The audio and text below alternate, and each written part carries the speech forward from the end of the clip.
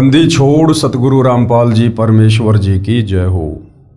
परम पिता परमात्मा सारी सृष्टि के रचनहार कुल मालिक असंख्य ब्रह्मांडों के स्वामी जगत गुरु तीनों लोकों में प्रवेश करके सबका धारण पोषण करने वाले राजाधीराज आत्माधार नाथों के नाथ देवों के देव महादेव सर्वेश्वर महेश्वर मृत्युंजय अजरो अमर आदि अनादि सनातनी प्रभु जगत पिता जगदीश्वर श्री श्री 1008 की उपाधि के वास्तविक अधिकारी अकाल मूर्त शब्द स्वरूपी राम वासुदेव सर्वगतंबरम परम पूज्य प्रथम पूज्य परम संत परम पुरुष परम धनी परम दयालु सत्य कबीर हक्का कबीर अल्लाहु कबीर अल्लाहु अकबर बाखबर अल्लाह ताला जगत के तारणहार जगत के मुक्तिदाता जगत के जगन्नाथ हारे के सहारे हिंदुओं के राम मुसलमानों के अल्लाह सिखों के वाहिगुरु ईसाइयों के मसीह दया के सागर दयानिधि करुणा के सागर करुणानिधि स्वयंभू परिभू संकट मोचन कष्टहरण मंगल करण दुख भंजन अविगत कबीर निर्विकार निर्विषम परमात्मा अलय अलेख सतगुरु आदि अनादि सतगुरु असली मर्यादा पुरुषोत्तम असली राम असली कृष्ण असली घनश्याम असली मुरारी राजाओं के राजा महाराजाओं के महाराजा शहंशाहों के शहंशाह सम्राटों के सम्राट भगवानों के भगवान अल्लाहों के अल्लाह प्रभुओं के प्रभु मसीहाओं के मसीह सच्चे वाहिगुरु बाबाओं के बाबा पीरों के पीर सेठों के सेठ जगत सेठ सावलसा सेठ सर्वगुण संपन्न अनंत कोटि कलाओं के स्वामी अनंत कोटि ब्रह्मांडों के नायक योगियों में महायोगी ध्यानियों में महाध्यानी सिद्धों में परम सिद्ध ज्ञानियों में तत्व ज्ञानी ब्रह्म ज्ञानी महाज्ञानी परम ज्ञानी सर्वश्रेष्ठ ज्ञानी विज्ञानी युवा कबीर समर्थ कबीर असमवात अमित ओजा सच्चे रहनुमा करीम अल्लाह सुभान अल्लाह दुनिया के अंतिम पैगंबर 8 सितंबर 1951 से गांव धनाना जिला सोनीपत हरियाणा भारतवर्ष की पावन भूमि पे प्रकट रियल कल की भगवान श्री नारायण साकार हरि श्री बाबा साहेब नूर अनंत परमात्मा सच्चे दरवेश सच्चे बाखबर संत श्रोमणी सतगुरु रामपाल जी परमेश्वर जी के चरण कमल में आप और हम सभी भाई बहनों का अनंत कोटि दंडवत प्रणाम।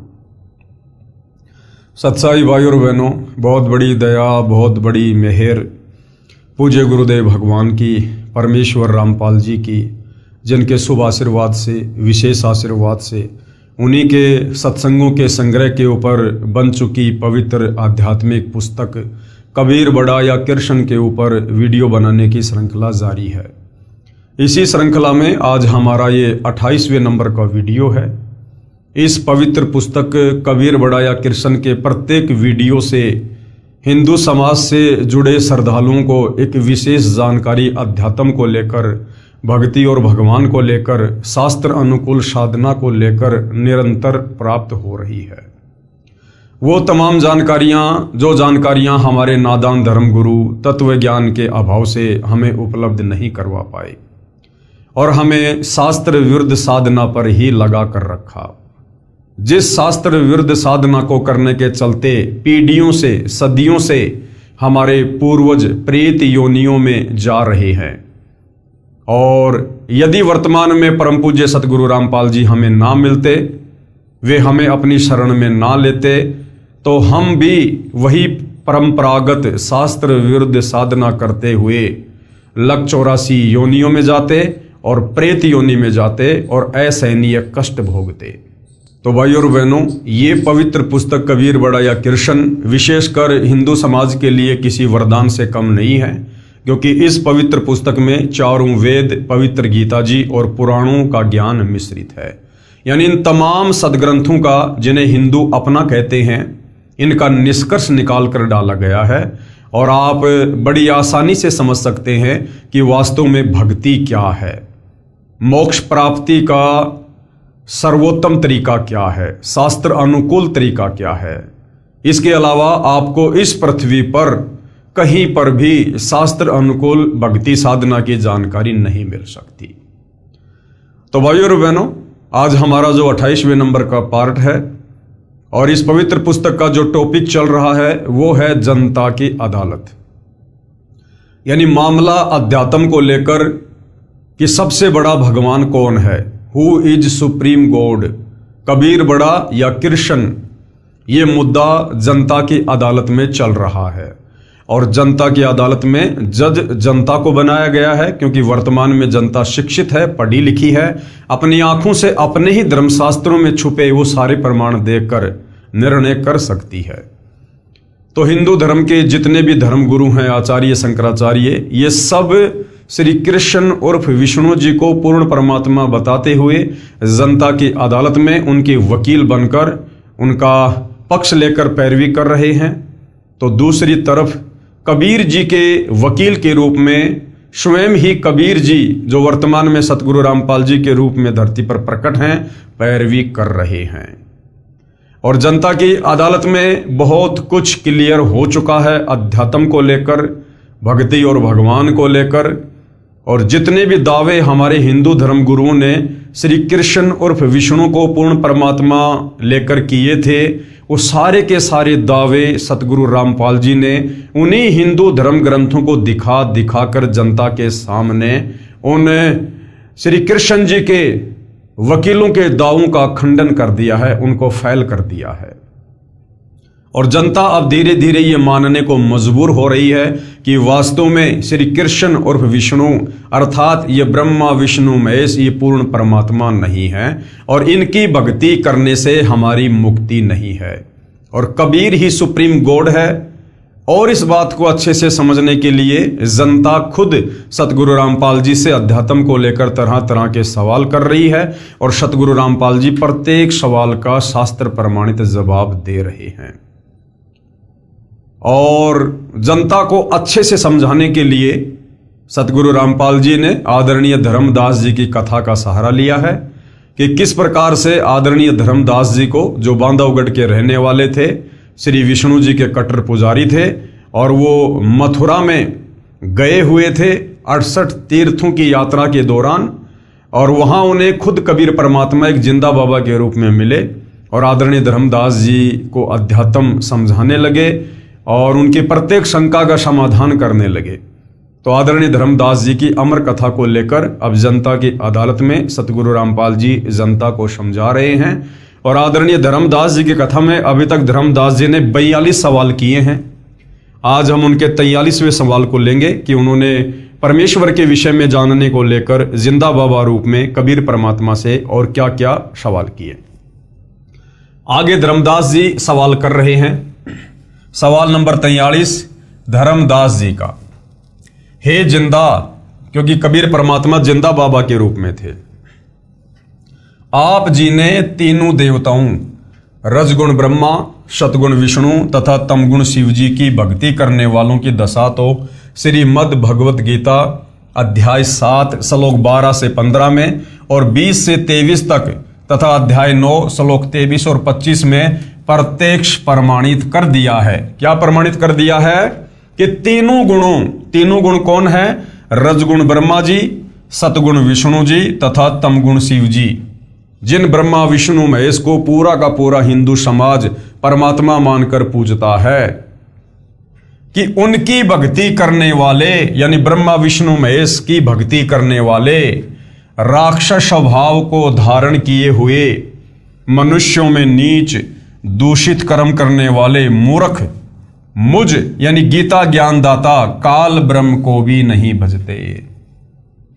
खुद गीता ज्ञानदाता, गीता जी का ज्ञान देने वाला ये काल ब्रह्म श्री कृष्ण जी के शरीर में प्रेत की भांति प्रवेश करके कह रहा है कि ब्रह्मा विष्णु महेश की पूजा करने वाले मुझ काल ब्रह्म की भक्ति भी नहीं करते।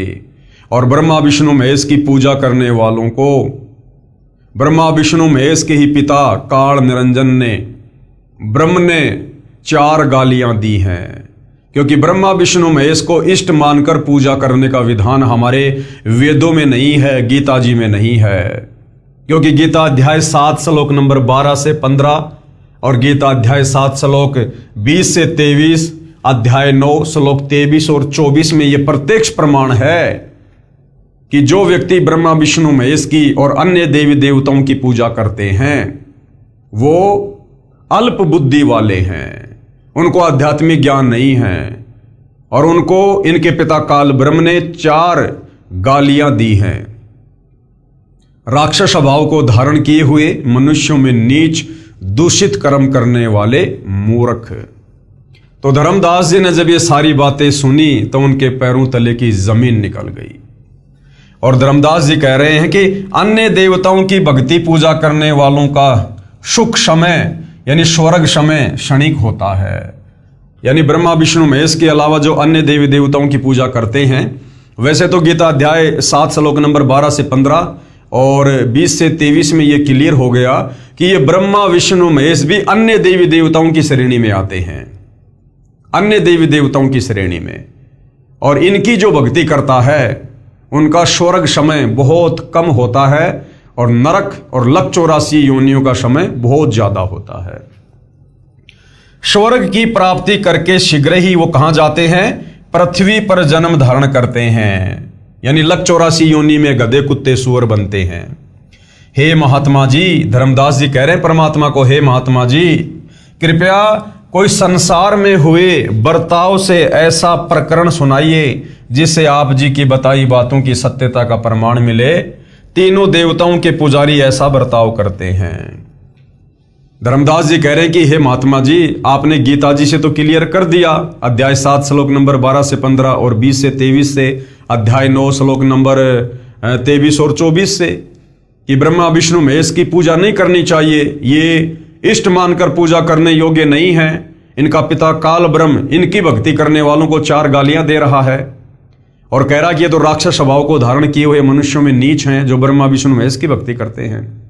तो धर्मदास जी कहते हैं कि भगवान आपने शास्त्र से तो मुझे दिखा दिया, लेकिन धरती पर ऐसी कोई घटना घटित हुई हो जिससे यह साबित हो कि वास्तव में ब्रह्मा विष्णु महेश की साधना करने वाले राक्षस स्वभाव को धारण किए हुए मनुष्यों में नीच दूषित कर्म करने वाले मूर्ख व्यक्तियों की श्रेणी में है। भगवान ऐसा मुझे कोई उदाहरण दीजिए जो धरती पर घटित हुआ हो। तो उत्तर दे रहे हैं परमात्मा, उत्तर जिंदा जगदीश का, जगदीश यानी सारे जगत का ईश, सारी सृष्टि का इष्ट कबीर भगवान जो जिंदा बाबा के रूप में थे, वो क्या जवाब दे रहे हैं। पहले पढ़िए गीता अध्याय 7 श्लोक 12 से 15 तथा 20 से 23 का यथार्थ अनुवाद। अध्याय 7 श्लोक नंबर 12 क्या कह रहा है? यह अध्याय 7 श्लोक नंबर 12 है। हम सीधे इसके अनुवाद पे चलेंगे।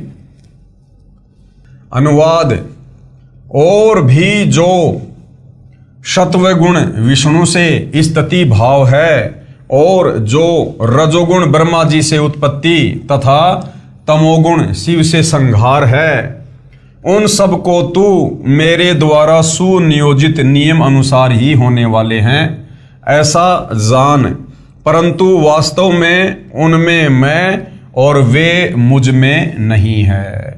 यानी गीता ज्ञानदाता काल ब्रह्म कह रहा है कि वास्तव में जो रजोगुण है, सतोगुण है, तमोगुण है, यानी तीनों देवता ब्रह्मा विष्णु महेश को इनके पिता काल ब्रह्म ने एक एक गुण से युक्त कर रखा है। तो वो कह रहा है कि ये सब कुछ मेरे से ही हुआ है, इसका मूल कारण, मुख्य कारण मैं हूं।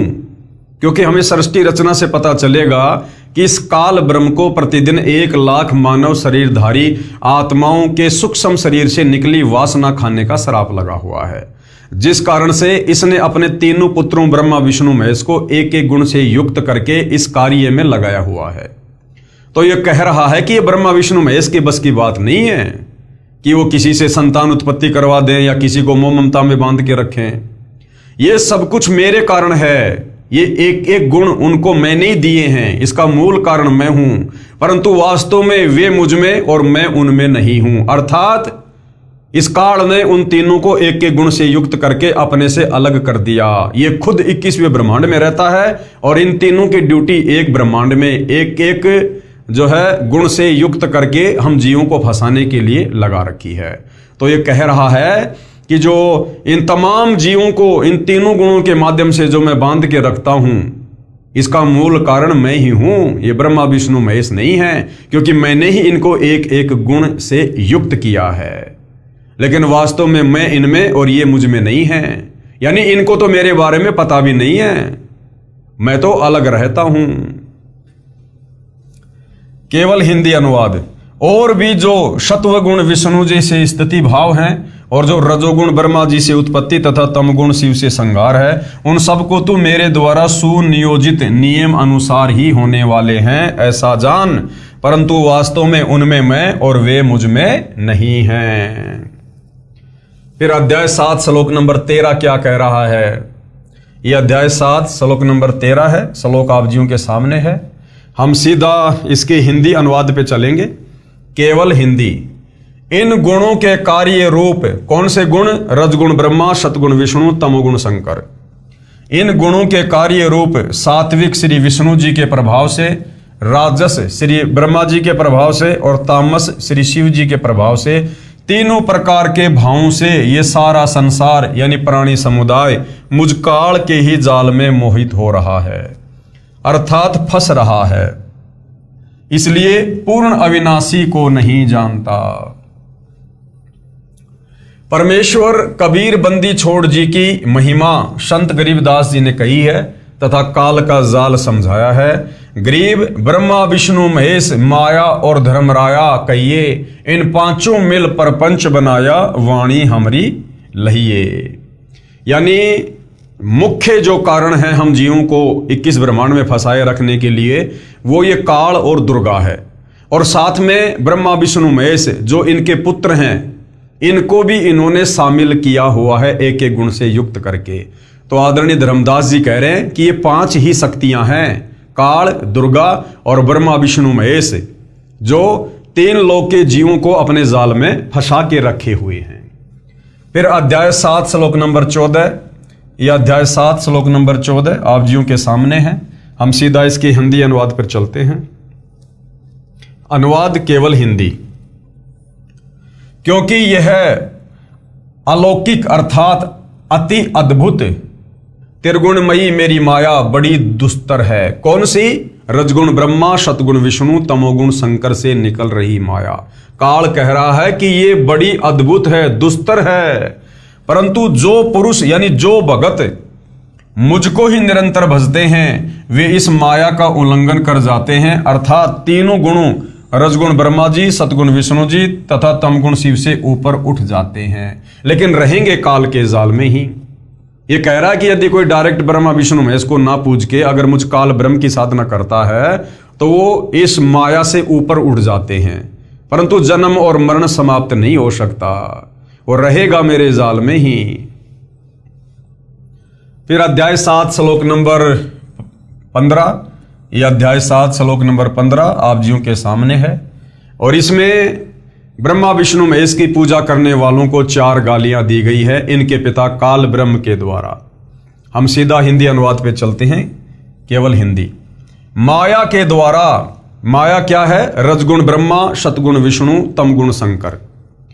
माया के द्वारा अर्थात रजगुण ब्रह्मा, सतगुण विष्णु तथा शिव जी रूपी त्रिगुणी माई माया की साधना से होने वाला क्षणिक लाभ पर ही आश्रित हैं, जिनका ज्ञान हरा जा चुका है, जो मेरी अर्थात ब्रह्म साधना भी नहीं करते, इन्हीं तीनों देवताओं तक सीमित रहते हैं। ऐसे आसुर यानी राक्षस स्वभाव को धारण किए हुए मनुष्यों में नीच दूषित कर्म करने वाले मूर्ख मुझको भी नहीं भजते, अर्थात वे तीनों गुणों रजगुण ब्रह्मा, सतगुण विष्णु, तमगुण शिव की साधना ही करते रहते हैं।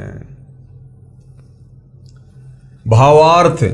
गीता अध्याय 7 श्लोक नंबर 12 से 15 का भावार्थ है कि जो भगत, कौन कह रहा है? ये काल कह रहा है कि जो साधक, जो भगत स्वभाववश तीनों गुणों रजगुण ब्रह्मा जी, सतगुण विष्णु जी, तमगुण शिव जी तक की साधना से मिलने वाले लाभ पर ही आश्रित रहकर इन्हीं तीनों प्रभुओं की भक्ति से जिनका ज्ञान हरा जा चुका है, वे राक्षस स्वभाव को धारण किए हुए मनुष्यों में नीच शास्त्र विधि विरुद्ध भक्ति रूपी दुष्कर्म करने वाले मूर्ख मुझ ब्रह्म यानी काल को भी नहीं भजते, यानी मेरा भी वो ध्यान नहीं करते, मेरी भी शास्त्र अनुकूल साधना नहीं करते।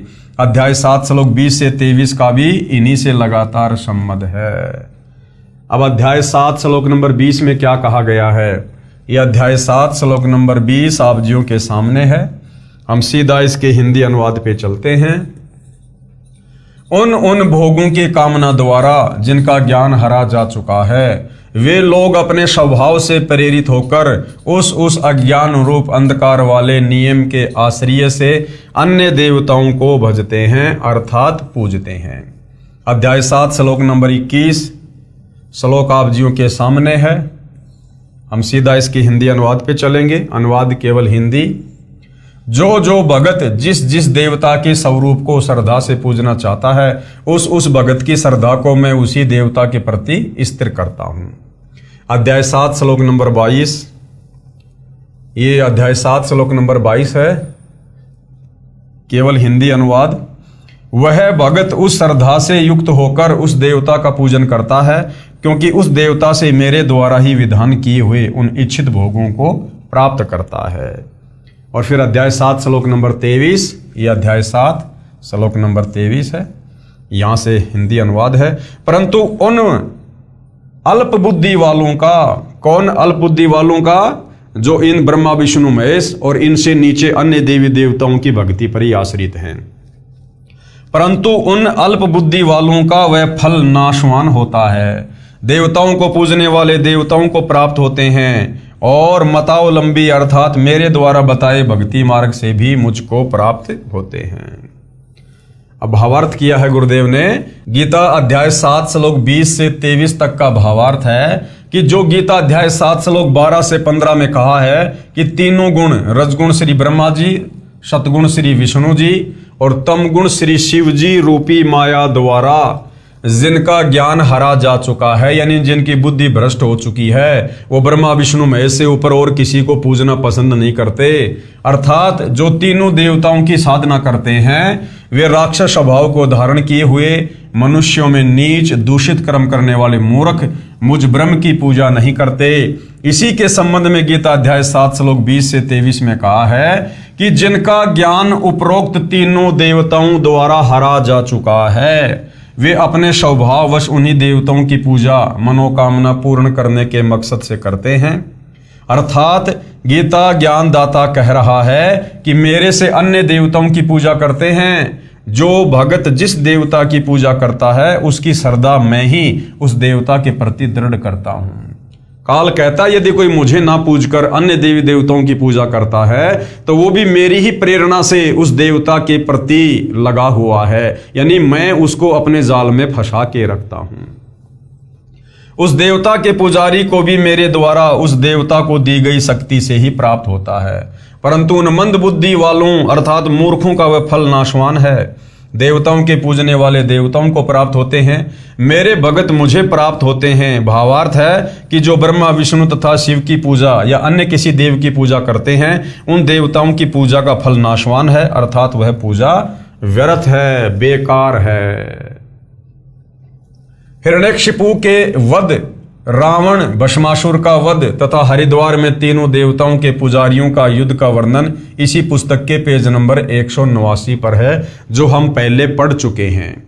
यानी ब्रह्मा विष्णु महेश की पूजा करने वालों को जो 4 गालियां दी गई, उन्हें अल्प बुद्धि वाला कहा गया है। क्यों कहा गया है? वो उदाहरण आप जी को भस्मासुर का, रावण का, हिरण्यकशिपु का, और एक समय हरिद्वार हर की पौड़ी पर जो कुंभ का मेला लगा था, और उसमें किस प्रकार से ये तीनों गुणों के उपासक आपस में प्रथम स्नान को लेकर 25,000 साधु आपस में कट करके मर गए थे, इसका उदाहरण हम पहले इसी पवित्र पुस्तक के पेज नंबर 189 पर पढ़ चुके हैं, आप जी देख सकते हैं। आगे फिर धर्मदास जी ने जिंदा रूप में कबीर परमात्मा जी से प्रश्न किया। प्रश्न नंबर 44 धर्मदास जी का, हे जिंदा, मैंने एक महामंडलेश्वर से प्रश्न किया था कि गीता अध्याय 18 श्लोक 62 में भगवान कृष्ण जी ने किस परमेश्वर की शरण में जाने के लिए कहा है। उस महामंडलेश्वर ने उत्तर दिया था कि भगवान श्री कृष्ण के अतिरिक्त कोई भगवान ही नहीं है। कृष्ण जी ही स्वयं पूर्ण परमात्मा है। वे अपनी ही शरण में आने के लिए कह रहे हैं, बस कहने का फेर है। हे जिंदा जी, कृपया मुझ अज्ञानी का भ्रम निवारण करो। तो कबीर परमेश्वर ने किस प्रकार से भ्रम निवारण किया? उत्तर, जिंदा बाबा परमेश्वर का है धर्मदास, ये माला डाल हुए हैं मुक्ता और सटदल उआ बाई बक्ता। ये जितने भी बड़े बड़े संत महात्मा मंडलेश्वर हैं, ये अपने गले में बड़ी बड़ी मोटी मोटी रुद्राक्ष की मालाएं डाल डाल के अपने आप को मोक्ष प्राप्त समझ रहे हैं, और इनके जो मन में आता है शास्त्रों का हवाला देकर ये उआबाई बकते हैं। आपके सभी मंडलेश्वर तथा शंकराचार्य अटपट करके भोली जनता को भ्रमित कर रहे हैं। कह रहे हैं कि गीता ज्ञान दाता गीता अध्याय 18 श्लोक 62 में अर्जुन को अपनी शरण में आने को कह रहा है। ये बिल्कुल गलत है, क्योंकि अर्जुन तो पहले से ही उसकी शरण में था। अर्जुन ने तो पहले ही श्री कृष्ण जी को अपना धार्मिक गुरु बना रखा था, वो तो पहले से ही उसकी शरण में था। फिर भला क्यों कहेगा कि मेरी शरण में आ जा? क्योंकि गीता अध्याय 2 श्लोक 7 में अर्जुन ने कहा कि हे कृष्ण, अब मेरी बुद्धि ठीक से काम नहीं कर रही है, मैं आपका शिष्य हूं, यानी मैं आपकी शरण में हूं, आपकी शरण में हूं। जो मेरे हित में हो वह ज्ञान मुझे दीजिए, क्योंकि जो जिससे उपदेश प्राप्त करता है वो उसकी शरण में होता है। तो अर्जुन ने तो पहले से ही श्री कृष्ण जी से उपदेश प्राप्त कर रखा था, अपना गुरु बना रखा था। तो अर्जुन तो पहले ही श्री कृष्ण जी की शरण में था। हे धर्मदास, अर्जुन तो पहले ही श्री कृष्ण जी की शरण में था। इसलिए गीता अध्याय 18 श्लोक 62 में गीता ज्ञानदाता ने, यानी इस काल ब्रह्म ने अपने से अन्य परम अक्षर ब्रह्म की शरण में जाने के लिए कहा है, उस कबीर परमात्मा की शरण में जाने के लिए कहा है। गीता अध्याय 4 श्लोक 3 में गीता ज्ञानदाता ने कहा है कि हे अर्जुन, तू मेरा भगत है, इसलिए ये गीता शास्त्र सुनाया है। गीता ज्ञानदाता ने, यानी इस काल ब्रह्म ने गीता अध्याय 12 में अपनी जानकारी दी है, तथा अध्याय 13 में अपने से अन्य पूर्ण परमात्मा का अन्य प्रमाण गीता अध्याय 13 श्लोक 11 से 28, 30, 31, 34 में भी है। श्रीमद् भगवद गीता अध्याय 13 श्लोक 1 में गीता ज्ञानदाता ने कहा है कि शरीर को क्षेत्र कहते हैं। जो इस क्षेत्र अर्थात शरीर को जानता है उसे क्षेत्रज कहा जाता है। गीता अध्याय 13 श्लोक 1 पेश है गीता अध्याय 13 श्लोक 1 की फोटोकॉपी। ये श्लोक भाई और बहनों आप जियों के समक्ष है। हे अर्जुन, यह शरीर क्षेत्र इस नाम से कहा जाता है, और इसको जो जानता है उसको क्षेत्रज इस नाम से उनके तत्व को जानने वाले ज्ञानी जन कहते हैं। गीता अध्याय 13 श्लोक 2 में गीता ज्ञानदाता ने कहा है कि मैं क्षेत्रज हूं। क्षेत्र तथा क्षेत्रज दोनों को जानना ही तत्व ज्ञान कहा जाता है, ऐसा मेरा मत है। गीता अध्याय 13 श्लोक 10 में कहा है कि मेरी भक्ति अव्यभिचारिणी होनी चाहिए।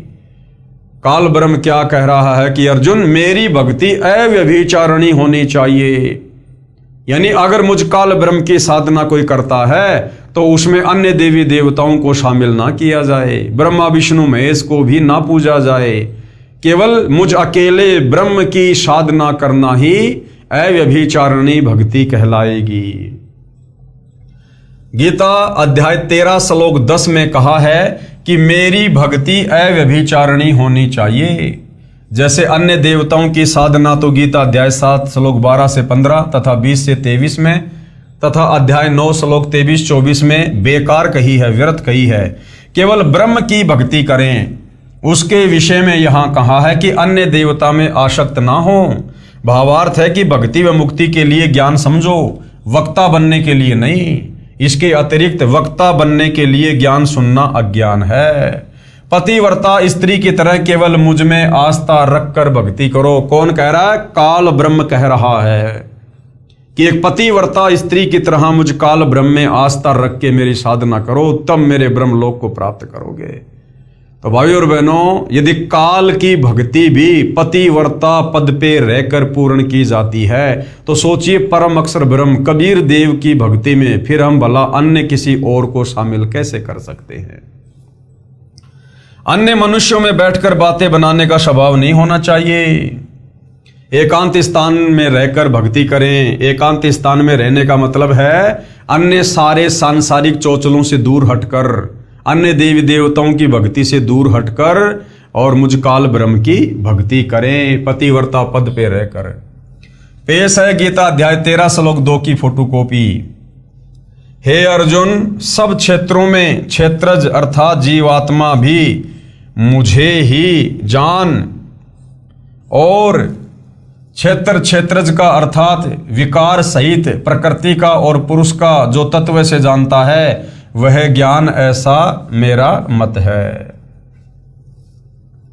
गीता अध्याय 13 श्लोक 11 में गीता ज्ञानदाता ने कहा है कि अध्यात्म में यानी भक्ति मार्ग में रुचि रखकर तत्व ज्ञान के लिए सदग्रंथों को देखना तत्व ज्ञान है, वह ज्ञान है। तथा तत्व ज्ञान की अपेक्षा कथा कहानियां सुनना, शास्त्र विधि विरुद्ध भक्ति करना, यह सब अज्ञान है।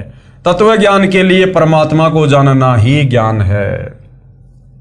गीता अध्याय 13 श्लोक 11 की फोटोकॉपी देखिएगा।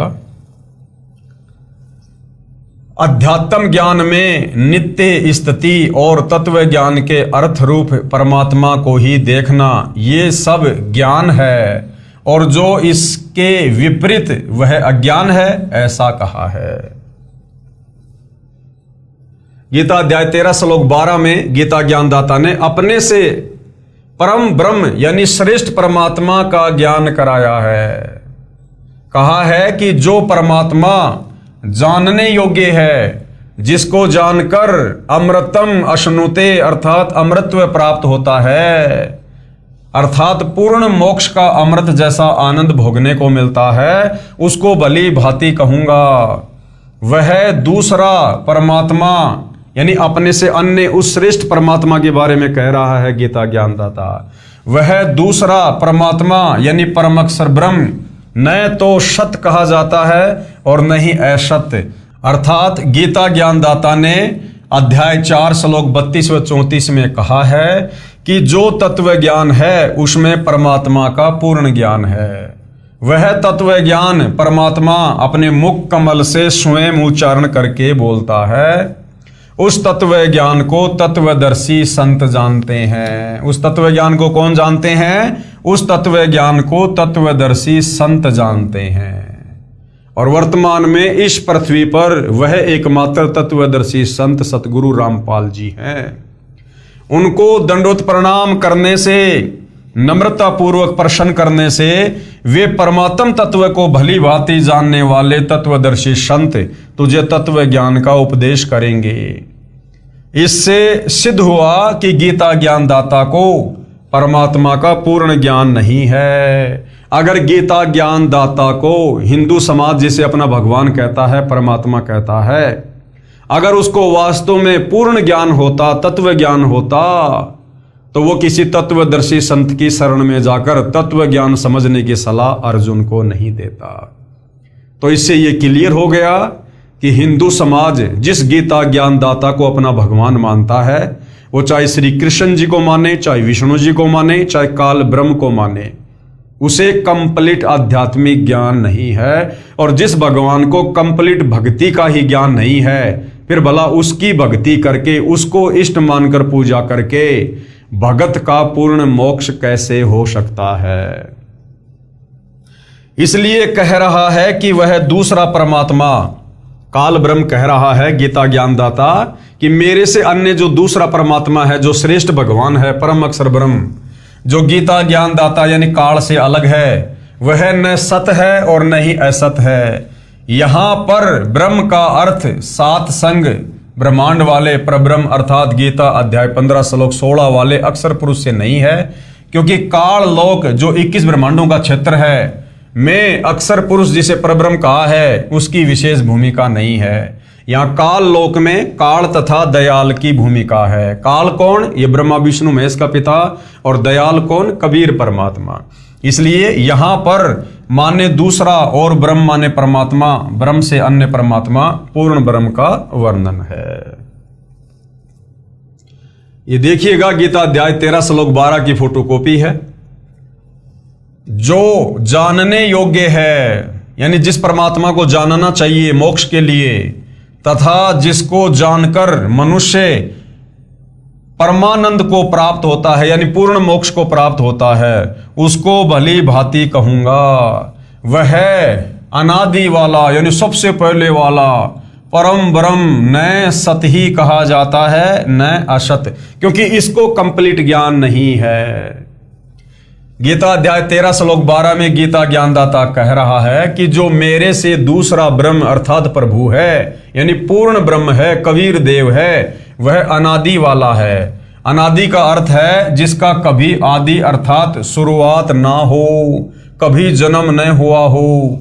गीता ज्ञानदाता क्षर पुरुष है, इसे ब्रह्म तथा काल ब्रह्म भी कहा जाता है। ये नाशवान है, जन्मता और मरता है।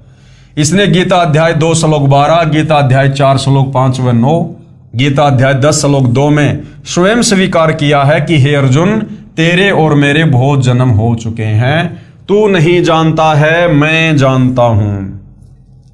इससे सिद्ध हुआ कि गीता ज्ञानदाता यानी हिंदू जिसे अपना भगवान कहते हैं, अनादि वाला ब्रह्म अर्थात भगवान नहीं है। इससे यह सिद्ध हुआ कि गीता ज्ञानदाता ने अध्याय 13 के श्लोक 12 में अपने से अन्य अविनाशी परमात्मा की महिमा कही है। अध्याय 13 श्लोक 12। गीता ज्ञानदाता ब्रह्म है, ब्रह्म यानी एक काल ब्रह्म है, ब्रह्मा विष्णु महेश का पिता है। यह 1000 यानी सहस्त्र हाथ पैर वाला है। इसका सहस्त्र कमल है अर्थात 1000 पंखड़ियों वाला कमल है।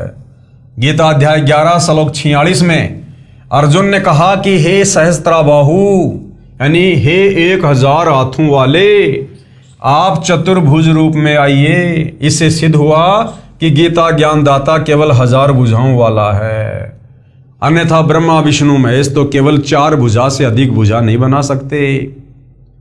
तो फिर महाभारत युद्ध के दौरान अर्जुन को जो विराट रूप दिखाया गया था वो कौन था, जिसमें अर्जुन कह रहा है हे सहस्त्राबाहु यानी हे 1000 हाथों वाले। तो श्री कृष्ण जी में प्रवेश करके ये 1000 भुजा वाला भगवान, ये काल ब्रह्म अपना ज्ञान दे रहा था, अपना विराट रूप दिखा रहा था।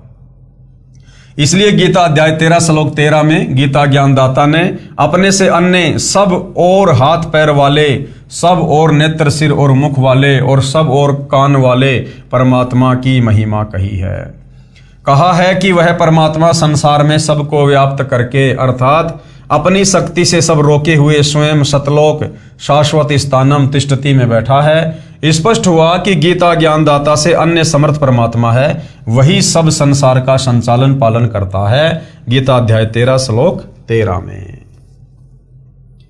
गीता अध्याय 13 श्लोक 13 की फोटोकॉपी। वह सब और हाथ पैर वाला, सब और नेत्र सिर और मुख वाला तथा सब और कान वाला है, यानी पूर्ण परमात्मा की महिमा कर रहा है ये काल ब्रह्म, क्योंकि वह संसार में सबको व्याप्त करके स्थित है, क्योंकि वो सारे ब्रह्मांडों की रचना करके और उसके बाद अपने सतलोक में सिंहासन पर बैठा है।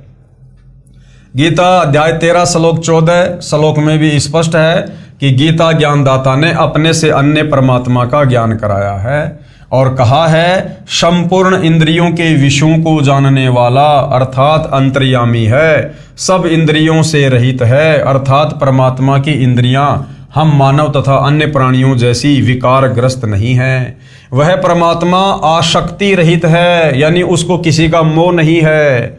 वह इस काल लोक 21 ब्रह्मांडों की किसी वस्तु या पदार्थ में आसक्ति नहीं रखता, क्योंकि उस परमेश्वर का सतलोक इस काल के क्षेत्र से असंख्य गुना उत्तम है, इसलिए वह परमात्मा आसक्ति रहित कहा है। वही सबका धारण पोषण करने वाला है। यही प्रमाण गीता अध्याय 15 श्लोक 17 में भी है। कहा है कि पुरुषोत्तम तो श्लोक 16 में बताए क्षर पुरुष तथा अक्षर पुरुष से अन्य ही है। जो परमात्मा कहा जाता है, जो तीनों लोकों में प्रवेश करके सबका धारण पोषण करता है, वास्तव में अविनाशी परमेश्वर है। वह परमात्मा निर्गुण है, परंतु सगुण होकर ही अपना महत्व दिखाता है, यानी संत रूप में, तत्वदर्शी संत के रूप में धरती पर प्रकट होकर अपना ज्ञान देता है। उदाहरण के लिए जैसे आम का पेड़ आम के बीज यानी गुठली में निर्गुण अवस्था में होता है, उस बीज को जब बीजा जाता है तब वह पौधा फिर पेड़ रूप में सगुण होकर अपना महत्व प्रकट करता है। अर्थात पूर्ण परमात्मा कबीर साहिब सतलोक में निर्गुण रूप में सिंहासन पर विराजमान है, और जब उसे हम प्राणियों को विशेष लाभ देना होता है, हमारे भाग्य में लिखे संकटों का मर्दन करना होता है, तो वो तत्वदर्शी संत के रूप में धरती पर प्रकट होता है। और जब हम उनकी शरण में आ जाते हैं, उनकी मर्यादा में रहकर भक्ति करते हैं, तो सगुण रूप में प्रकट वह परमात्मा हमें भाग्य से अधिक लाभ देता है। परंतु परमात्मा शतलोक में सगुण रूप में बैठा है। परमात्मा ने अपनी वचन शक्ति से सर्व सृष्टि रचकर विधान बनाकर छोड़ दिया। उस परमात्मा के विधान अनुसार सब प्राणी तथा नक्षत्र बनते बिगड़ते रहते हैं, जीव कर्मा अनुसार जन्मते मरते हैं। परमात्मा को कोई टेंशन नहीं, परंतु जब परमात्मा पृथ्वी पर प्रकट होता है उस समय सर्व गुणों को भोगता है। जैसे आम के वृक्ष को तो निर्गुण से सद्गुण होने में बहुत समय लगता है, परंतु परमात्मा के लिए समय सीमा नहीं है। वे तो क्षण में निर्गुण, अगले क्षण में सद्गुण हो सकते हैं। जैसे क्षण में सतलोक चले जाते हैं तो हमारे लिए निर्गुण हो जाते हैं, हम उनके गुणों का लाभ प्राप्त नहीं कर सकते, और क्षण में पृथ्वी पर प्रकट हो जाते हैं तो वे सगुण हो जाते हैं, हमारे को आशीर्वाद देकर अपने गुणों का लाभ देते हैं। इस प्रकार निर्गुण सरगुण कहा है। इससे भी सिद्ध हुआ कि गीता ज्ञानदाता से अन्य कोई सबका धारण पोषण करने वाला परमात्मा है। पेश है गीता अध्याय 13 श्लोक 14 की फोटोकॉपी।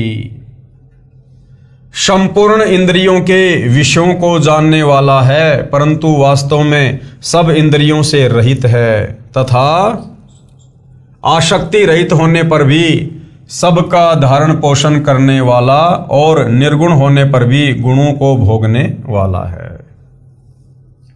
गीता अध्याय 13 श्लोक 15 और 16 में भी यही प्रमाण है कि गीता ज्ञानदाता ने यानी काल ब्रह्म ने कहा है कि जैसे सूर्य दूर स्थान पर स्थित होते हुए भी यहाँ पृथ्वी पर अपना प्रभाव बनाए हैं, उसी प्रकार परमात्मा शतलोक में स्थित होकर भी सर्व ब्रह्मांडों पर अपनी शक्ति का प्रभाव बनाए हुए हैं।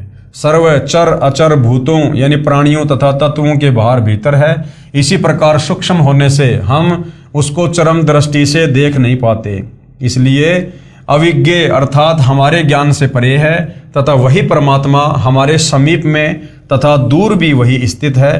परमात्मा तो दूर शतलोक यानी शाश्वत स्थान में है, उसकी शक्ति का प्रभाव प्रत्येक के साथ है। गीता अध्याय 13 श्लोक 15। पेश है गीता अध्याय 13 श्लोक नंबर 15 की फोटोकॉपी। चराचर सब भूतों यानी प्राणियों के बाहर भीतर परिपूर्ण है, और चर अचर रूप भी वही है, और वह सूक्ष्म होने से अविज्ञ है तथा अति समीप में और दूर में भी स्थित वही है। जैसे सूर्य दूर स्थित है, परंतु पृथ्वी के ऊपर प्रत्येक प्राणी को अपने साथ दिखाई देता है। जैसे एक स्थान पर कई घड़े जल के भरे रखे हैं तो सूर्य प्रत्येक में दिखाई देता है, टुकड़ों में नहीं दिखाई देता। इसी प्रकार परमात्मा प्रत्येक प्राणी को देखता है तथा साधक को दिव्य दृष्टि से दिखाई देता है। परमात्मा सूर्य के समान स्वयं प्रकाशित तथा ऐसे ही एक स्थान पर स्थित है। गीता अध्याय 8 श्लोक 3, 8, 10 में भी यही प्रमाण है। वह परमात्मा जानने योग्य है, यानी उस परमात्मा की भक्ति करनी चाहिए। भावार्थ है कि गीता ज्ञानदाता ने कहा है कि मेरे से अन्य परमात्मा का ज्ञान होना चाहिए, अगर पूर्ण मोक्ष चाहिए तो वह जानने योग्य है। वही परमात्मा अपने विधान अनुसार सबका धारण पोषण उत्पत्ति तथा मृत्यु करता है। वास्तव में ब्रह्म सबका उत्पत्ति करता वही है, यानी रियल में यदि कोई ब्रह्म है तो वो कबीर भगवान है। वास्तव में विष्णु यानी सबका धारण पोषण करने वाला वही है। वास्तव में शंकर यानी संहार करने वाला वही है। अन्य ब्रह्मा विष्णु तथा शंकर तो केवल एक ब्रह्मांड के कर्ता धर्ता हैं, परंतु वह परमात्मा तो सर्व ब्रह्मांडों का ब्रह्मा विष्णु तथा शंकर रूप में अकेला ही है। जैसे भारतवर्ष में केंद्र का भी गृह मंत्री होता है तथा राज्यों में भी गृह मंत्री होते हैं। देश के प्रधानमंत्री जी अपने पास अन्य विभाग भी रख लेते हैं। उस समय प्रधानमंत्री जी गृह मंत्री आदि आदि भी होते हैं और प्रधानमंत्री भी होते हैं। इससे सिद्ध हुआ कि गीता ज्ञानदाता ने अपने से अन्य समर्थ परमात्मा की महिमा बताई है। गीता ज्ञानदाता से अन्य कोई पूर्ण परमात्मा है। गीता अध्याय 13 श्लोक नंबर 16 देखिएगा। विभाग रहित एक रूप से आकाश के सदृश से परिपूर्ण होने पर भी चराचर संपूर्ण भूतों में विभक्त सा स्थित प्रतीत होता है, तथा वह जानने योग्य परमात्मा विष्णु रूप से भूतों को धारण पोषण करने वाला और रुद्र रूप से संहार करने वाला तथा ब्रह्मा रूप से सबको उत्पन्न करने वाला है। गीता अध्याय 13 श्लोक 17 में गीता ज्ञानदाता ने अपने सैन्य परमात्मा की महिमा कही है, जो इस प्रकार है। वह दूसरा परमात्मा यानी परम ब्रह्म यानी काल ब्रह्म से दूसरा परम अक्षर ब्रह्म सब ज्योतियों की भी ज्योति है, अर्थात सर्व प्रकाश स्रोत है। उसी अन्य समर्थ परमात्मा की शक्ति से सब प्रकाशमान है और उस परमात्मा का प्रकाश सबसे अधिक है। वह परमात्मा माया से अति परे कहा जाता है। वास्तव में निरंजन वही है। निरंजन यानी माया रहित परमात्मा। जो गीता ज्ञान दाता है ये माया सहित यानी ज्योति निरंजन कहा जाता है। वह परमात्मा ज्ञान का भंडार है, वह जानने योग्य है, वह ज्ञानगम्य अर्थात तत्व ज्ञान द्वारा प्राप्त होने योग्य है। पेश है गीता अध्याय 13 श्लोक 17 की फोटोकॉपी देखिएगा। वह परब्रह्म यानी सारी सृष्टि का मालिक परम अक्षर ब्रह्म कबीर परमात्मा ज्योतियों का भी ज्योति एवं माया से अत्यंत परे कहा जाता है। वह परमात्मा बोध स्वरूप जानने योग्य एवं तत्व ज्ञान से प्राप्त होने योग्य है और सबके हृदय में विशेष रूप से स्थित है। गीता अध्याय 13 श्लोक 17 में मूल पाठ में ज्ञानम ज्ञेयम ज्ञान गम्य लिखा है, जिसका भावार्थ है कि जो ज्ञान परमात्मा स्वयं पृथ्वी पर प्रकट होकर तत्व ज्ञान अपने मुख कमल से बोलता है, इसलिए वह ज्ञान रूप है अर्थात ज्ञान का भंडार है। वह परमात्मा उसी तत्व ज्ञान से जानने योग्य तथा उसी तत्व ज्ञान से प्राप्त करने योग्य है। वह परमात्मा सर्व प्राणियों के हृदय में स्थित है। जैसे सूर्य दूर स्थान पर होते हुए भी प्रत्येक घड़े के जल में दिखाई देता है, वास्तव में वह उन घड़ों में नहीं है परंतु घड़ों के ऊपर अपना प्रभाव रखता है, उष्णता देता है। सूक्ष्म वेद में कहा है कि ब्रह्मा विष्णु शिव राई झुमकरा, नहीं सब बाजी के खंभ सुनो राई झुमकरा, वह सर्व ठाम सब ठोर रे झुमकरा, सकल लोक भरपूर सुनो रे झुमकरा।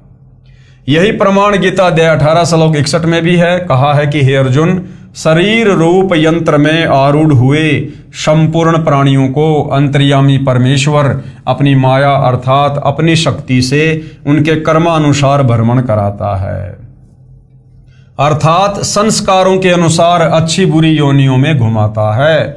वही सर्वशक्तिमान परमात्मा सर्व प्राणियों के हृदय में स्थित है अर्थात विराजमान है। इसी प्रकार परमेश्वर की महिमा गीता अध्याय 13 श्लोक 17 में कही है। इससे सिद्ध हुआ कि गीता ज्ञानदाता ने अपने से अन्य पूर्ण परमात्मा की महिमा कही है। यानी हिंदू समाज जो श्री कृष्ण उर्फ विष्णु के ऊपर ही ये सोचकर आसक्त है कि गीता जी का ज्ञान श्री कृष्ण उर्फ विष्णु जी ने कहा है, तो सतगुरु रामपाल जी समझा रहे हैं कि वैसे तो गीता जी का ज्ञान श्री कृष्ण जी में प्रवेश करके उनके पिता काल ब्रह्म ने बोला है, परंतु फिर भी आपको ये समझाना चाहते हैं कि तुम्हारा गीता ज्ञानदाता भगवान खुद गीता जी में अनेक जगह पर अपने से अन्य किसी और सर्वश्रेष्ठ परमात्मा की महिमा कर रहा है, अर्थात गीता ज्ञानदाता सुप्रीम गॉड नहीं है, इससे अन्य सर्वश्रेष्ठ परमात्मा परम अक्षर ब्रह्म है, सत्य पुरुष कबीर साहिब है। गीता अध्याय 13 श्लोक 17। गीता अध्याय 13 श्लोक 18 में गीता ज्ञानदाता ने कहा है कि इस प्रकार क्षेत्र अर्थात शरीर तत्व ज्ञान और ज्ञेयम अर्थात जानने योग्य परमात्मा की महिमा मैंने संक्षेप में कही है। मेरा भगत पहले मुझे ही सर्वेश्वर जानकर मुझ पर आश्रित था, वह इस तत्व ज्ञान के आधार से मेरे भाव अर्थात मेरी भक्ति से परिचित होकर तथा उस समर्थ की शक्ति से परिचित होकर उसके उपरांत भक्ति करके उसी भाव को प्राप्त होता है। यानी गीता ज्ञानदाता काल ब्रह्म कहता है कि मेरा भगत जो ओम नाम की साधना करता है वो पहले तत्व ज्ञान के अभाव में मेरे को ही सब कुछ मानकर आसक्त था, लेकिन जब उसे तत्वदर्शी संत मिल जाता है, उसको तत्व ज्ञान हो जाता है, फिर वो मेरे से आस्था हटाकर और तत्वदर्शी संत के कहे अनुसार परम अक्षर ब्रह्म की, मेरे से अन्य सर्वश्रेष्ठ परम ब्रह्म की भक्ति करता है, तो फिर उसी के लोक में चला जाता है, 21 ब्रह्मांड से मुक्त हो जाता है। गीता अध्याय 13 श्लोक नंबर 18 का भावार्थ है। श्लोक आप जीवों के सामने है। इस प्रकार क्षेत्र तथा ज्ञान और जानने योग्य परमात्मा स्वरूप संक्षेप से कहा गया। मेरा भगत इसको तत्व से जानकर मेरे स्वरूप को प्राप्त होता है। इसी प्रकार गीता अध्याय 13 श्लोक 19 में गीता ज्ञानदाता ने अपने से अन्य पुरुष अर्थात परमात्मा की महिमा कही है। कहा है कि प्रकृति और पुरुष दोनों ही अनादि हैं। यहां पर प्रकृति से तात्पर्य सतलोक की प्रकृति से है, जिसको पराशक्ति परानंदनी महान प्रकृति कहा जाता है, और पुरुष का अर्थ पूर्ण परमात्मा है। ये दोनों अनादि हैं। इस प्रकृति का भावार्थ दुर्गा स्त्री रूप की तरह स्त्री रूप प्रकृति से नहीं है। जैसे सूर्य है तो उसकी प्रकृति उष्णता भी साथ ही है। इसी प्रकार सत्य पुरुष तथा उसकी प्रकृति अर्थात शक्ति दोनों अनादि हैं। इस प्रकार विकार तथा तीनों गुण जिससे उत्पन्न हुए हैं वह अन्य प्रकृति है। यानी गीता अध्याय 3 श्लोक नंबर 14 और 15 में जो प्रकृति है वो प्रकृति तो ये दुर्गा है जो काल की पत्नी है, और यहां जो प्रकृति है वो परमेश्वर की शक्ति है, उनकी पावर है, उससे उत्पन्न हुए हैं ऐसा जान। गीता अध्याय 7 श्लोक 4 और 5 में दो प्रकृति कही हैं, एक जड़ और दूसरी चेतन दुर्गा देवी। यहां पर दूसरी प्रकृति दुर्गा कही है, गीता अध्याय 13 श्लोक 19। ये देखिएगा, प्रकृति और पुरुष इन दोनों को ही तू अनादि जान, यानी परमात्मा और उसकी शक्ति को ही तू अनादि जान, और राग द्वेष आदि विकारों को तथा त्रिगुणात्मक संपूर्ण पदार्थों को भी प्रकृति से ही उत्पन्न जान। गीता अध्याय 13 श्लोक 20 में भी अन्य पुरुष यानी परमात्मा का वर्णन है। गीता प्रेस गोरखपुर से प्रकाशित गीता के इस श्लोक के अनुवाद में पुरुष का अर्थ जीवात्मा किया, जो गलत है। वास्तव में यहां पुरुष का अर्थ परमात्मा है, क्योंकि तत्व ज्ञान के अभाव में गीता अनुवाद करने वालों ने बहुत सारी जगह अर्थों का अनर्थ किया हुआ है। तो कहने का मतलब भाई और बहनों, गीता ज्ञानदाता काल ब्रह्म ने गीता जी में अपने से अन्य किसी और परमात्मा के विषय में ढेरों बार जिक्र किया है। अर्थात हिंदू समाज को परमात्मा यह समझाना चाहते हैं कि श्री कृष्ण अर्थात विष्णु ये कंप्लीट गॉड नहीं है, ये पूर्ण परमात्मा नहीं है, इसकी भक्ति से मुक्ति नहीं हो सकती, क्योंकि ये खुद अपने से अन्य किसी और परमात्मा का जिक्र कर रहा है और अर्जुन को उसकी शरण में जाने की सलाह दे रहा है। पेश है गीता अध्याय 13 श्लोक 20 की फोटोकॉपी। कार्य और कारण को उत्पन्न करने में हेतु प्रकृति कही जाती है, और जीव आत्मा दुखों के भोगापन में अर्थात भोग में हेतु कहा जाता है। पढ़े अनुवाद गीता अध्याय 13 श्लोक 20 का। अध्याय 13 श्लोक 20 यह अध्याय 13 श्लोक 20 है। अनुवाद, कार्य और कारण को उत्पन्न करने में हेतु प्रकृति कही जाती है, और सत्य पुरुष दुख सुखों के जीव आत्मा को भोगने के कारण भोगने में हेतु कहा जाता है। गीता अध्याय 18 श्लोक 61 में कहा है कि परमेश्वर सब प्राणियों को यंत्र की तरह कर्मानुसार भ्रमण कराता हुआ सर्व प्राणियों के हृदय में स्थित है। गीता अध्याय 15 श्लोक 17 में कहा है कि पूर्ण परमात्मा तो गीता ज्ञानदाता से अन्य है, वही अविनाशी परमात्मा तीनों लोकों में प्रवेश करके सबका धारण पोषण करता है। गीता अध्याय 13 श्लोक 21 में भी अन्य पुरुष यानी पूर्ण परमात्मा का वर्णन है। इसके अनुवाद में गीता प्रेस गोरखपुर से प्रकाशित में पुरुष का अर्थ पुरुष ही किया है, यह ठीक है। पुरुष का अर्थ परमात्मा होता है। प्रकरणवश पुरुष का अर्थ मनुष्य भी किया जाता है, क्योंकि परमात्मा ने मनुष्यों को अपने स्वरूप के अनुसार ही बनाया है। इसलिए कहा जाता है कि नर नारायण रूप है तू ना समझ देही, कि ये जो मनुष्य शरीर हमें प्राप्त है स्त्री या पुरुष का, इसको केवल एक शरीर मत समझ, ये उस नारायण ने यानी सारी सृष्टि के संचालक कबीर परमेश्वर ने हमें अपने जैसा शरीर प्रदान किया है मोक्ष प्राप्ति के लिए, इसलिए इसको केवल एक शरीर मत समझो। पेश है गीता अध्याय 13 श्लोक 21 की फोटोकॉपी। प्रकृति में स्थित ही पुरुष प्रकृति से उत्पन्न त्रिगुणात्मक पदार्थों को भोगता है और इन गुणों का संग ही इस जीवात्मा के अच्छी बुरी योनियों में जन्म लेने का कारण है। आगे भाई और बहनों, 84 लाख प्रकार के जीवों से मानव देह उत्तम है। 84 लाख प्रकार की योनियों से ये मनुष्य देह उत्तम है, सर्वश्रेष्ठ है। अर्थात ये जो मनुष्य जन्म, ये जो मनुष्य शरीर स्त्री या पुरुष का हमें वर्तमान में प्राप्त है, ये 84 लाख योनियों से अलग है।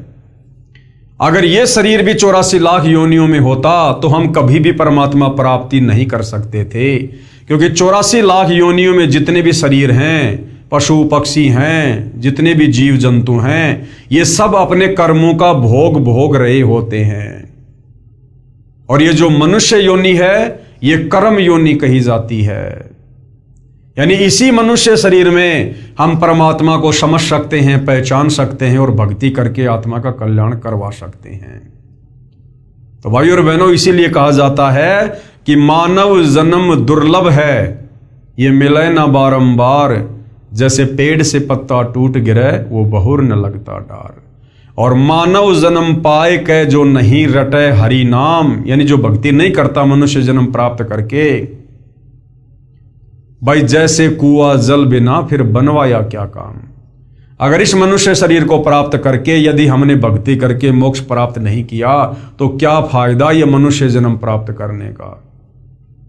फिर वो परमात्मा हमसे और अधिक रुष्ट हो जाता है, नाराज हो जाता है कि नालायक, लग 84 योनियां भोगने के बाद मैंने तुझे अपने जैसा एक पवित्र शरीर दिया, ताकि इस शरीर को प्राप्त करके, विशेष बुद्धि प्राप्त करके तू मुझे जान सके, पहचान सके, तू मेरी भक्ति कर सके और वापस मेरे लोक शतलोक में आ सके। और मनुष्य जन्म प्राप्त करके भी यदि तू उन्हीं पशु कर्मों में लगा रहा, परमात्मा के शास्त्र अनुकूल साधना तत्वदर्शी संत को गुरु धारण करके नहीं की, तो ये तेरा मनुष्य जन्म बर्बाद हो जाएगा, व्यर्थ हो जाएगा। और परमेश्वर हमें पुनः नाराज होकर लग 84 योनियों में डाल देता है।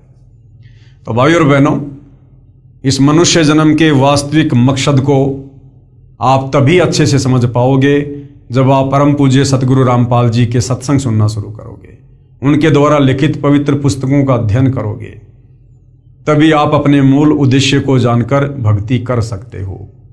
अन्यथा इस काल के षड्यंत्र में, इस भौतिक चक्काचौंध में हम इसी प्रकार से उलझे रहेंगे और ये काल हमें उलझा कर ही रखना चाहता है।